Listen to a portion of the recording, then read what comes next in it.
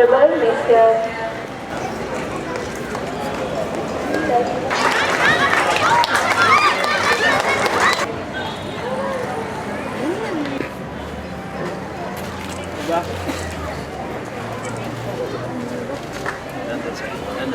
Rahman අපේ මේ ආණ්ඩුවේ මෛත්‍රීපාල සිරිසේන ආණ්ඩුවේ රනිල් වික්‍රමසිංහ ආණ්ඩුවේ අපි කාටවත් පර්මිට් ලබා දුන්නේ නැහැ. මොකද මේ පර්මිට් දුන්නේ අපේ ආණ්ඩුවේ නෙවෙයි. අපිට පෙර හිටපු මතට තිත කියලා කතා කරලා හිටපු මහා මහත්මයෙක් රට පාලනය කර ඒ මහා මහත්මයාගේ මහා ආණ්ඩුවේ තමයි අර පර්මිට් දුන්නේ. මේ ආණ්ඩුවේ නම් පර්මිට් දීලා නැහැ. අපිට වෙලා තියෙනවා පාරේ යනකොට මේ බෝඩ් එක කරේ ඇල්ලගෙන යන්නට.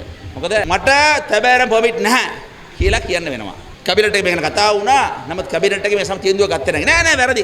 තීන්දුවක් ගත්තා. ජනාධිපතිතුමා කිව්වා, මුදලමැතිතුමාට කිව්වා ලබන සැරේ කැබිනට් එකට එනකොට දැන් තැබෑරුම් ලයිසන් කාර්යෝ 110ක් ඉන්නව නේද? 110 දෙනාගම නම් ලයිස්තු අරගෙන ආවිල්ලා ඉදිරිපත් කරන්න කියලා කිව්වා. මම බලාපොරොත්තු වෙනවා ලබන කැබිනට් එකට යනකොට දැන් മന്ത്രിවරුන්ට ඇමතිවරුන්ට මාපාරේ යනකොට බෝඩ් එක අල්ලගෙන යන්න වෙනවා. මොකද මට පර්මිට් නැහැ. මට වයිස්ටෝරයක් නැහැ. මට තැබෑරුමක් නැහැ. කියලා කියාගෙන යන තත්ත්වෙට වැටලා තියෙනවා. රටට නායකත්වය දෙන මැති ඇමතිවරුන් සාමාන්‍ය ජනතාවට ආදර්ශයක් වෙන්න ඕන.